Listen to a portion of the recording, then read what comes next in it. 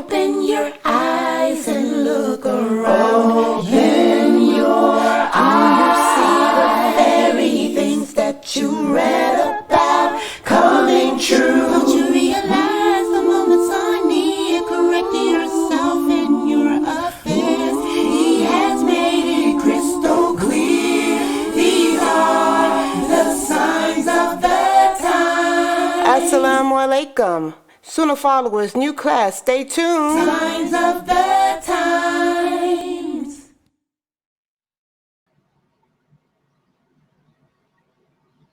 Okay, here I come, guys. Okay, here we go. Let me put the PowerPoint up here. Here's the signs. All right, inshallah, you guys will be able to see it. Make it bigger.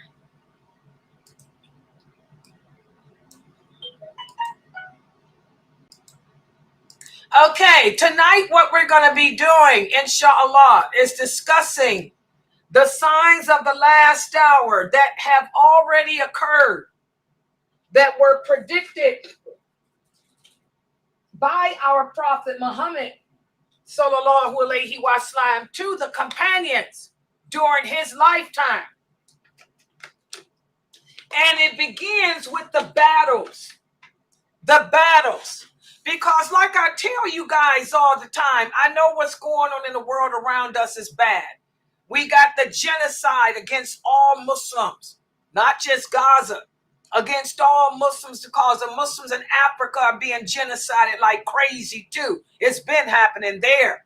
They started that crap off with Bosnia years ago too, so this genocide against Muslims, you're going to see, this is one of the predictions or the signs of the last hour too.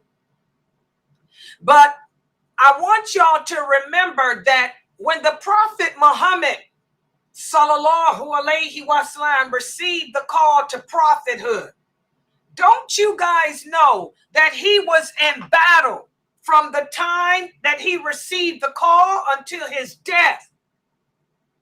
And those companions that followed him, they were in battle from the time they converted until their deaths.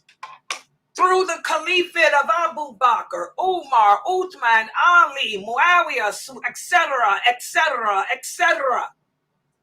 So the Muslims have been in battle, and the population, the rest of the people, have been trying to annihilate the Muslims ever since Allah sent Islam upon this earth.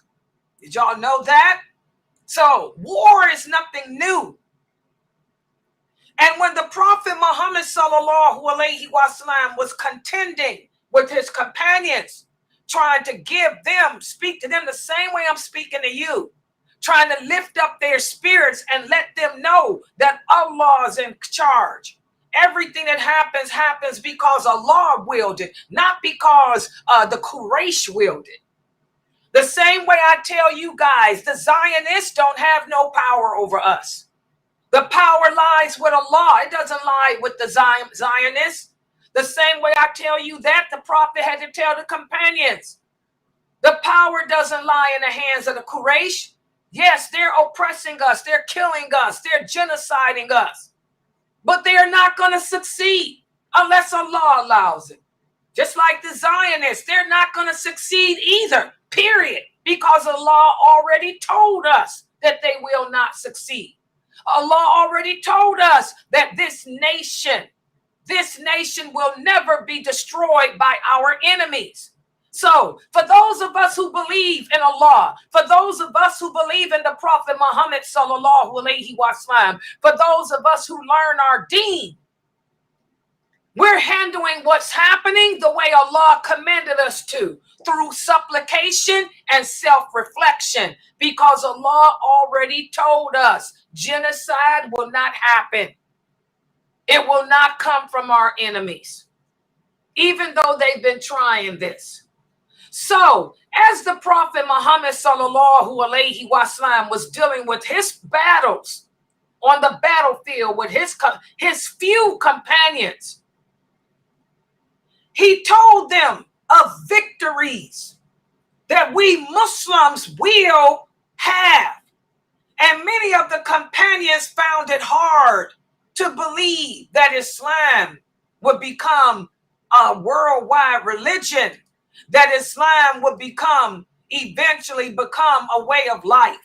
So what I'm going to do is go over the battles that our Prophet sallallahu alaihi wasallam shared with the companions that will occur, and the victory that we will receive. And that's why I'm telling you guys this, because we're at war now. Yes, we are, all of us. But they're not going to win, because you will be able to see what the companions couldn't see, that these things the prophet spoke of came true. And let's begin with the first one, the fire in the Hijaz that will light the necks of the camels in Busra, which is Syria. Okay? We have this authentic hadith that's narrated by Abu Hurairah, radiyallahu anhu. He said that the Prophet, sallallahu alaihi wasallam, said, the last hour will not come until fire comes out of the land of the Hijaz, and it will light the necks of the camels in Busra. In other words, that fire will be so bad. The fire that comes from out of Medina, that area of land that's near that part of Arabia, that Arabian fire will be so great, so tremendous, that you will be able to see it even in Syria. And again, when the prophet told the companions that, they couldn't believe it. They believed it, but they couldn't imagine it. And this did come true. This great sign came true in the year 654. Just like the Prophet sallallahu alaihi wasallam said it would. And when it did, the companions remembered it. In fact, it's written down in history. One thing about Ibn Kathir, not only was he a scholar of Islam, he was a student of Ibn Qayyim, who was a student of Ibn Taymiyyah. But also Ibn Kathir was a historian. He loved history like I do. And he wrote about this fire. He said this happened in the year that it happened. The fire from the Hijaz illuminated the necks of the camels in Busra, just as the hadith said. In fact, they have letters from people who witnessed it that's been documented and placed in books to this day. For example, one letter said it happened on the night of Wednesday, the 3rd of Jumada al-Akhirah, in the year 654. There was a huge explosion in the city of Medina. The Hijaz is speaking about that area of Medina. There was a huge explosion in the city of Medina, and then a big earthquake which shook the ground. It shook the walls, the roofs, the buildings. And this earthquake continued every hour until Friday, the 5th of that month. So again, this went on for 2 days. It happened on the 3rd of Jumada, and it didn't stop until 2 days later. And after that earthquake, that huge explosion, there appeared a big fire that was close to Qurayza. And they said we could see from our homes inside the city, just as if we were sitting there. It was a large fire, brighter than 3 beacons of light. It was like a river of fire, and rivers, other branches of that river flowed to the valley of Shasa like streams. In fact, it blocked the stream of Shasa, which is no longer flowing. And when we saw it, a group of us went to look at it, and the mountain too was flowing with fire. It was so bad that the Iraqi pilgrims were blocked. They couldn't even perform, their travel. And this river of fire continued until it reached the Hera. Then it stopped. And then it started flowing back towards the east. So this is one of the first things that the Prophet sallallahu alaihi wasallam spoke about. Okay? The big fire. The fire that would begin in Medina, and it would be such a large fire that even the people in Busra will be able to see it. Subhanallah. Subhanallah. Also, another one of the minor signs that also happened is the jizya tax. Remember, we talked about this? This is a question that one of the new brothers, Brother Ibrahim, asked about. The jizya tax will no longer be collected. Remember that? What is the jizya? This is a tax paid by the Jews and Christians to live in the Muslim land. And the kiraj is paid by those who make use of the land that has been conquered by the Muslims. This is how Abu Bakr, Umar, Uthman, Ali, this is how the Islamic State received its money. These were the taxes paid to the Muslims to live on their lands and also to make use of the lands. Okay? Well, the Prophet sallallahu alaihi wasallam said one day this will come to an end. Why? Because the Muslims will lose one of their main sources of income.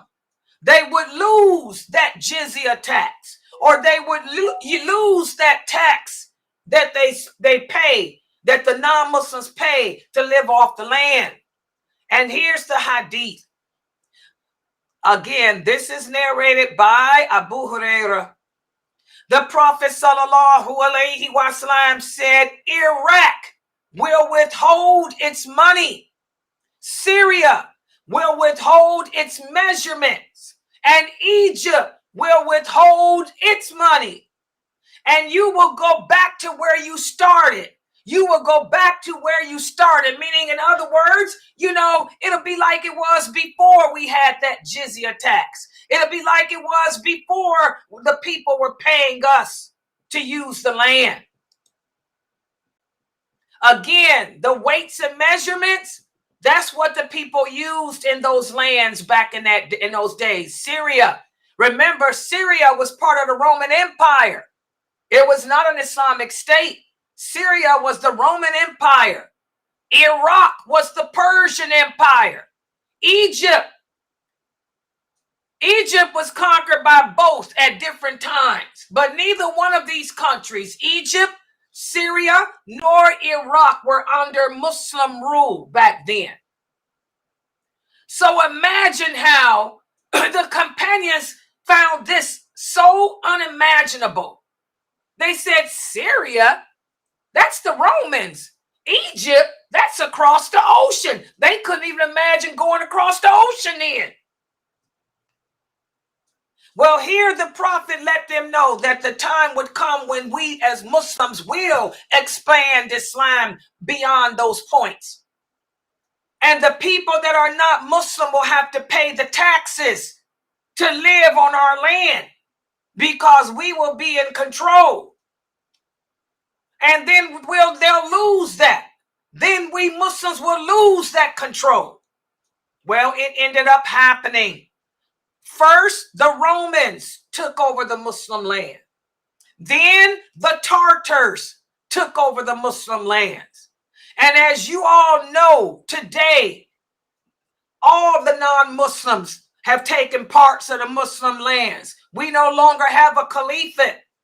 There's no longer a khalifa. There's no longer any Islamic Sharia. So there's no longer jizya tax in a lot of these places.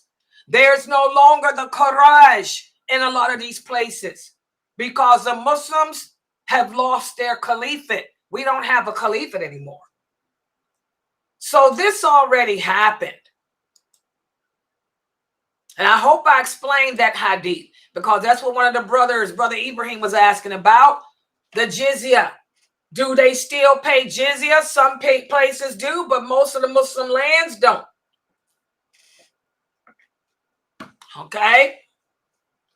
Listen to what Imam Nawawi said about this hadith.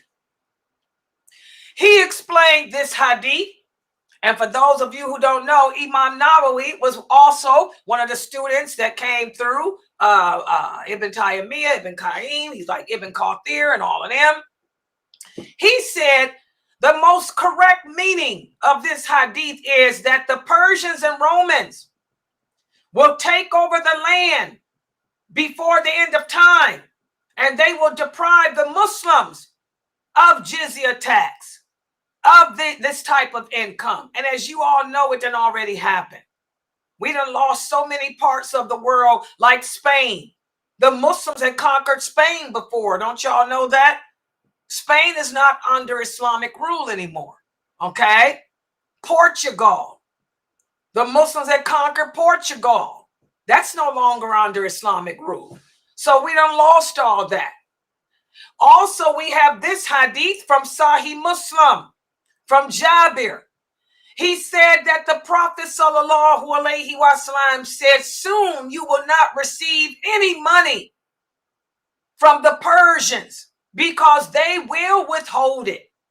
In other words, those lands that belong to Persia, you won't receive that money anymore because you will have lost those lands. And the same with the Romans, because again, Syria was part of the Roman kingdom, and so were so many others. This is happening now in Iraq. Look at Iraq. So again, guys, all of these hadiths, you know, that the Prophet mentioned about us losing income due to the jizya tax no longer being established, it's already happened. Now, in regards to the hadith about Jesus, that's different. There is another hadith that says when Jesus, alayhi salam, comes back, he will come back as the ruler of the world, and he will do away with the jizya. That hadith is talking about for those countries that do still have the jizya. For example, Saudi Arabia today. Like I said, a lot of those countries, like I said, Spain is no longer under Muslim rule. There's no jizya tax there no more, nor is there in Portugal. But Saudi Arabia, there's a lot of non-Muslims that live there, work there, and they pay taxes. But when Jesus comes, Jesus is going to establish Islam as the universal religion of the world. And because everyone living on earth will be Muslim, then there's no need to charge people taxes because everybody is Muslim. So that hadith is different. These hadiths are speaking about the land that the Muslims will lose due to our wars against the Romans, the Persians, and the Tartars and others. Okay? So that's already occurred. Now, we're going to go into detail about the battles, about the wars and the conquests that our Prophet sallallahu alaihi wasallam mentioned that have already occurred. And again, the Prophet sallallahu alaihi wasallam told his companions of the victories that were to come, and they couldn't imagine it because they were so downtrodden back then. But he told them of the victories that were to come, in which Allah would bring about victory to the Muslims. He told them that at this time, you are weak. At this time, we're being oppressed in Mecca. At this time, we're being besieged in Medina. At this time, we're living in constant fear of the enemy. He said, but the day will come when we won't have to deal with that. And here's the hadiths. And again, all of these hadiths are from Sahih Bukhari. Ibn al-Arat, he said, we complained to the Prophet sallallahu alaihi wasallam while he was reclining on his cloak in the shade of the Kaaba. We said to him, O Prophet of Allah, why don't you pray for victory for us? Why don't you make dua for us? We're suffering so badly. The Prophet answered, he said, a hole was dug for a man that came before you. He was put inside that hole. And then they brought a saw and they put it on his head and they cut him in half. But he still did not abandon his religion. Also, another man was combed with an iron comb until his flesh was torn off his bones. But he did not abandon his religion. This is words for you Muslims today. So many of you Muslims today are freaking out about what's going on over in Gaza. Like I tell you guys, this is nothing new. Nothing new. He told these companions, here you are complaining to me to make dua for you when there were people that came before you who would never abandon their religion. He said, by Allah, Allah will make Islam complete. And the day will come when a person can travel from Yemen to where we are now without fearing anyone attacking them or anyone harming them. But you have to be patient. He said, you Muslims are impatient. And these are the words. What would the Prophet say if he were living today and saw you Muslims protesting the decree of Allah? Again, the Prophet wasn't protesting. The companions did not protest. Not this way. Not the way you guys are doing. That's what kafirs do. Kafirs protest because kafirs don't believe in the qadr of Allah. Kafirs believe that man is in control, not Allah. The Prophet told his companions, calm down, be patient, work on yourself, talk to Allah, strengthen your relationship with Allah. What would he say about you twisted Muslims today who are walking around with flags on, looking stupid, protesting, screaming, hollering, crying against the qadr of Allah? Astaghfirullah. Y'all see how we take these hadiths? This is another example of what we talked about in our 6 o'clock class. These hadiths are not outdated. They never get old. The Prophet Muhammad, his mission, his message is clear to the end of time. Patience, Muslims. Allah has already said that our destruction as a nation will never come from our enemies. I don't care what the Zionists are doing in Gaza. I don't care what the Zionists are doing in Africa. I don't care what the Zionists are doing to us here in America, what they're doing to those of you in the UK. They can keep on. But Allah speaks the truth. Allah has promised us that they will never succeed. He has promised us that our destruction will never come from our enemies. Allah will never give them that power. He said our destruction will come from ourselves because we will abandon La ilaha illallah, Muhammadur Rasulullah. And that's what you Muslims have done, many of you. Many of you are Mu'tazila. Many of you do not believe that everything good and everything bad comes from Allah. Many of you believe that man creates evil. Many of you have given that power to the Zionists. So this is why there will be no success for you, because your faith is in question. Y'all see that, how we learn from these hadiths? This is why I'm doing this series, The Signs of the Last Hour, because the Prophet told us how to handle ourselves.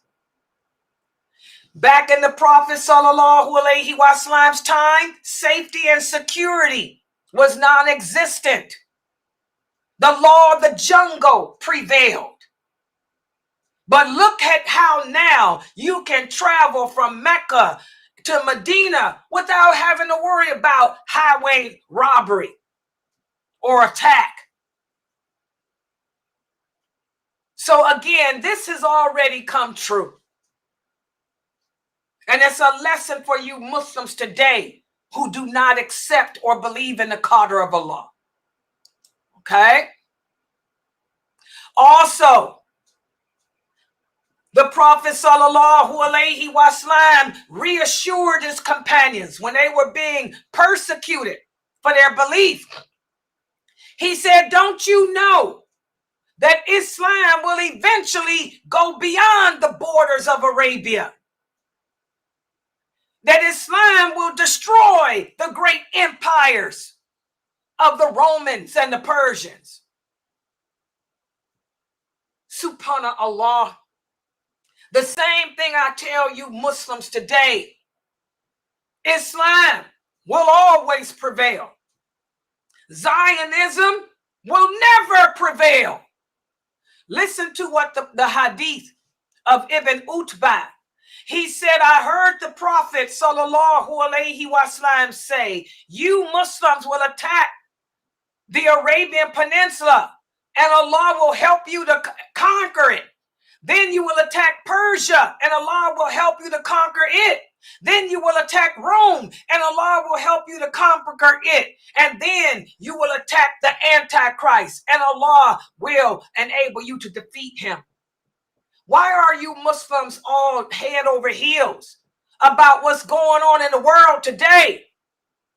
The Zionists don't have the power. Don't you all see this? They will never, ever, ever destroy us. Never. You have to be patient. You have to fall back upon La ilaha illallah. Make sure that you believe in the qadr of Allah. Because again, most of you don't. Most of you are Mutazilite. Okay? Also, we have another hadith. Adi ibn Hatim. He said, while I was with the Prophet, a man came and complained about poverty. The same way y'all complain. Then another man came and complained about how he can't travel without being, afraid.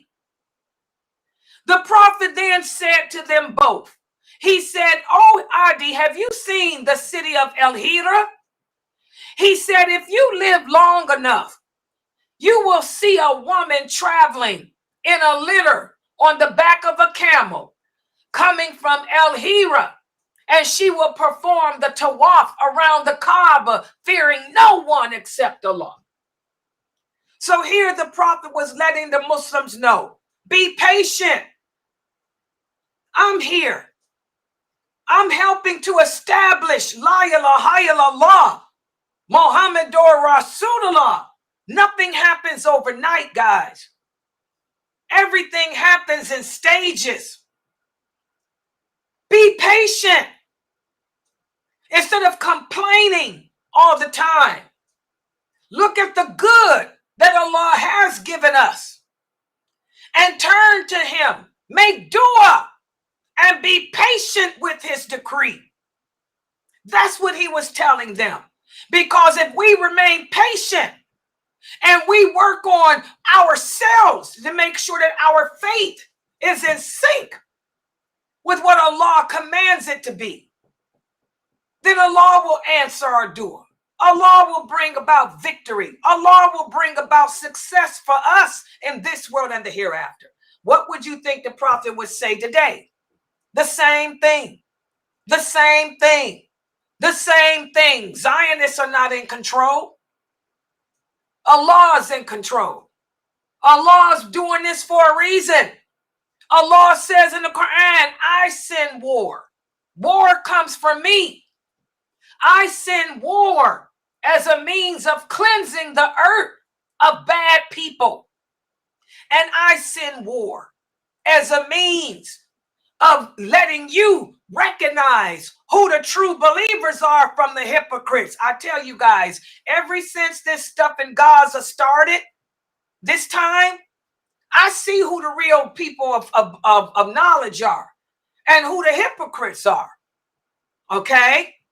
And also Allah says, I send war to test the believers and tempt them with something better than all of this. That's why I tell you guys, don't cry for the children. Many of you crying about children dying. Those children are in a better place than you and me. Allah took them away from this nonsense. Those children, they're in the form of green birds flying around the throne of Allah, making dua for you, making dua for their families to join them. So why are you crying? Allah tested them with something better than all of this. For those men, for those women who sincerely believed in Allah and they died, Allah tested them and gave them something better than all this too. But for those who died who were wicked, and I want y'all to not get it twisted, not everyone that dies in Gaza is a martyr. Just like that's like the Prophet told Umar, radiallahu anha, after the Battle of Badr, when Umar was walking around saying he's a martyr, he's a martyr. The Prophet said, no, that one right there is in the hellfire right now, holding on to the cloak that he stole from the war booty. Not everybody that dies fighting in a battle that's Muslim is good. Like Allah says, he sends war to cleanse the earth of bad people too. So don't get it twisted. We got a lot of bad Muslims living on this earth today. Most of the Muslims living on this earth, like I told y'all, are Mu'tazila. That's bad. That's bad because you deny the qadr of Allah. That's bad because many of them also don't believe in the hadith. So what does that say about them? They're not a martyr. We got to stop questioning Allah. We have to stop questioning his qadr. That's what the Prophet would tell y'all if he was here. This is what he told these companions when he was there, and they were going through the same so-called genocide. So the rules don't change. It's just the people's names change. The names change. The scenario may change, but the laws, the rules are still here. Okay? Also with this hadith, when the Prophet gave that answer to Adi, he said, the time will come when a woman can travel by herself in safety. He said, what about the bandits, the robbers of Tyre, who are always spreading mischief throughout the land? The Prophet said, guess what? If you live long enough, you will also acquire the money of the Persians. And again, this companion could not imagine that. He said, the Persians are rich. They're wealthy. The son of Hormuz is very wealthy. The Prophet said, yeah, well, the time will come when you will be wealthy. when you will inherit all their money. And that did. This was during the Caliphate of Umar. Adi and the other companions saw this come true when the Muslims defeated the Persians. They had so much money, so much gold, that there wasn't anyone to give the zakat to that year. And the Prophet mentioned that. He said, if you live a long life, you will see a man bringing out a handful of gold or silver, but he won't be able to find anyone who needs it, no one to give it to in charity. That happened under the Caliphate of Umar, radiyallahu anhu. Also, the Prophet continued. He said, also, if you live long enough, one of you will meet Allah on the day when you meet him, and there will be no interpreter between you and him. And this is the day of judgment. So here you can see the Prophet sallallahu alaihi wasallam, his method of trying to calm the companions is the same methodology I try to use with you guys here on this website. What makes Sunnah followers different? Because we are teaching you Islam in its truthfulness, not from the understanding of a method, not from the understanding of the Mu'tazila, not from the understanding of any Sufi sect, group, or Khawarijite. We're teaching you Islam in its truthfulness with the understanding of those original companions. Y'all see the difference? That's why you'll never see a fatwa coming off of my website. Okay? The Prophet says when you stand to meet Allah, Allah is going to ask you, didn't I send a prophet to you to teach you the truth? You will say yes. Allah will say, didn't I give you money and bless you? You will say yes. Then you will look to your right and you will see nothing but hell. And you will look to your left and still see nothing but hell. Adi then stopped. And he said, after that, the Prophet said, save yourselves from the hellfire, even if it's with giving a half of a date in charity. And if you don't even have a date to give in charity, then save yourself from the hellfire by using a good word, by being nice to the people, saying nice things about the people. Subhanallah. This is the hikmah, the wisdom of our Prophet Muhammad. And like I said, there's no Muslim on this planet, not in Gaza, not in Africa, not in America, not in Australia. There is no Muslim on this planet who's going through more hell or strife than those companions did. And this is how he taught them to face their calamities. By telling them of the victories that will come. The same way that I am telling you that Allah has already promised us that our destruction will never come from our enemies. Also in another hadith, the Prophet sallallahu alaihi wasallam said the Muslims will destroy the dominion of Khosrows. That's the Persian king, and Caesar, who was the ruler of Rome, and they will spend their treasure for the sake of Allah. And this all came to be. This is a picture here of some of the ruins, a famous place of ruin in Persia, where the Muslims destroyed. This is when the Muslims destroyed the Persians. These are some of the ruins left. So this already came to happen. Also, we have in Imam Bukhari's collection, the Prophet said when the king of Persia is destroyed, there will be no king after him. And that was true. That was the end of the Persian Empire as we know it.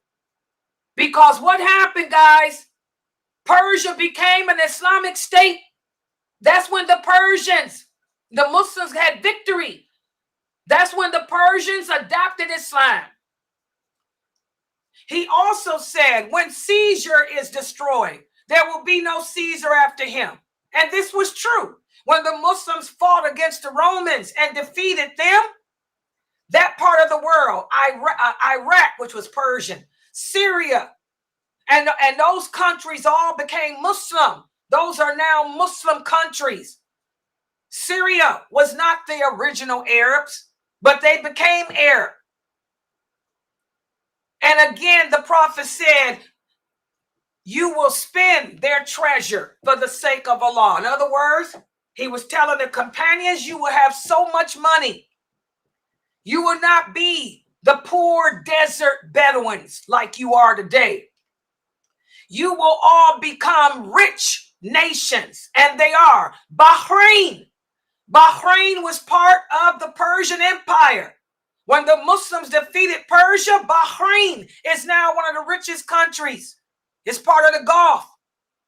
The Emirates were under the Persian rule too, guys. The Emirates is now the richest part of the world, the Gulf. Kuwait was under Persian rule. It's now Muslim, and they're rich. Oman, that was Roman. The Romans, look at it. Syria, look at it. So all those Gulf states, guys, all those Gulf countries, this is what the prophet was talking about. You guys will be so rich. And they are. Look at Dubai. Look at Abu Dhabi. Look at Kuwait. Look at Bahrain. Look at Oman. Look at these rich countries. So you see all this stuff came true. And these are some of the ruins. Also, in Sahih Muslim, we have another hadith where the Prophet ﷺ said, Allah showed me the earth. I saw the east and the west. The dominion of my nation will stretch as far as everything I was shown. And I have been given two treasures, the red and the white. The red and the white. Subhanallah. And this happened, guys. The dominion of the Prophet Muhammad, look at it. It stretches all the way from Saudi Arabia through the West, America, Australia, everywhere, north, south. Islam is everywhere. And not only that, guys, but also the Prophet said, not only that, but we will also conquer India. And that happened too. According to the hadith, the Prophet said 2 groups of my nation will be saved by Allah from the fire. The first group is the group that conquers India. And the second group is the group that will be with Jesus, alayhi salam. Y'all know who that group is that'll be with Jesus. These are the Gazans. These are those Muslims right there in Jerusalem. Right there in Jerusalem. That's why I tell you, all that pity, that sympathy y'all got. As Muslims, we don't sympathize for anyone. We empathize for them. You don't have to worry about the Zionists destroying Gaza, destroying the Muslims, taking back Jerusalem. None of that. Because Allah done already told us, we will prevail. Islam will prevail. And 2 of the best groups are those who conquered India. That already happened. And the group that is yet to come are those of us who live to see Jesus, alayhi salam, and will stand with him. Those 70, we're going to get to that hadith. There will only be 75,000. When Jesus comes back, there will only be 75,000 Muslims who will stand with him and fight against the Antichrist.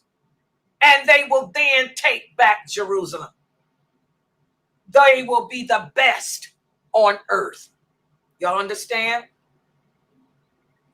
So when you learn these hadiths, again, you ask yourself, why am I freaking out? Why am I panicking? Why am I going crazy about what's happening in the world? This is temporary.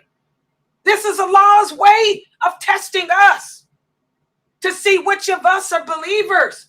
This is Allah's way of telling us Muslims to get it together, to wake up, man, turn back to the Quran, turn back to the Sunnah with the understanding of the companions, turn back to traditional Islam, let go of this progressive crap. Also, the Prophet spoke about how we would conquer Constantinople, which already happened. How we would conquer Rome, the seat of the Vatican, which already happened. Abu Kabal said, we were with Ibn Amir al-As, and he was asked which of the two cities would be conquered first, Rome or Constantinople. Ibn al-As called for a box that had rings in it, and he took a letter out of it. And he said, while we were with the Prophet, we used to write things down. That's why I tell you guys, my students, write things down. Write these hadiths down so you can remember them. He said, we used to write things down. And when he asked which of those two cities would be conquered, Allah said the city of Heraclius, meaning Constantinople, would be first. And it did. As you guys know, it's all in history. The Muslims took over Constantinople. Okay? Also, the Prophet sallallahu alaihi wasallam said in the future, the Muslims will have great power by which they will spread Islam and defeat shirk. And then they will conquer Rome. And by the way, that happened. And again, the Prophet said this matter, Islam will reach as far as the night and day. Some will be honored and some will be humiliated. Allah will honor Islam and humiliate the kafir. And again, this already happened. All of this stuff is recorded in history, guys. It's recorded in the kafir books. If you're a historian, you go to college, you take history classes, you read about this stuff. The Muslims also, it was predicted by the Prophet that we would fight and destroy the Turks. The Prophet said one of the signs in the last hour will be that you will fight a people who wear shoes made from hair. And one of the signs of the hour is you will fight a people with wide faces like flattened shields. These were the Turks. The Muslims fought the Turks. Also in another version, the Prophet said the hour will not come until you fight the Turks who have small eyes, red faces, and flat noses. These hadiths are all Bukhari and Muslim. And these battles already happened. The Muslims did indeed fight the Turks, and they fought them more than once. So again, these are the battles. These are some of the battles that our Prophet sallallahu alaihi wasallam shared knowledge of with the companions as a means of easing them, giving them the hope they need, giving them the confidence they needed to handle their trials, in life, and to handle them with dignity, with balance and humility, because our way of life will never be destroyed, not by our enemies. And the same way he picked his companions up as a daya, as a person who's protecting his sunnah, because that's what we are here at this website. That's what I am. That's what Dr. Ibrahim Jamali is. This is what Sheikh Morsi Abu Atayib is. We are protectors of the sunnah. The Prophet Muhammad sallallahu alaihi wasallam said Islam will become strange. Islam will even disappear. My sunnah will become forgotten. People will issue and take Islamic verdicts, fatwa, over what I say, over what the Prophet, over what Allah says. But don't fret. He said there'll always be a handful of believers who will hold firm to my sunnah, who will hold firm to my example, who will protect it, who will try to preserve it. That's Layla Nashiba. That's Dr. Dramali. That's Abu Attayib. That's Sheikh Muhammad Saeed Adli. That's what we do here at Sunnah Followers. We are protectors of the Sunnah. Don't get it twisted.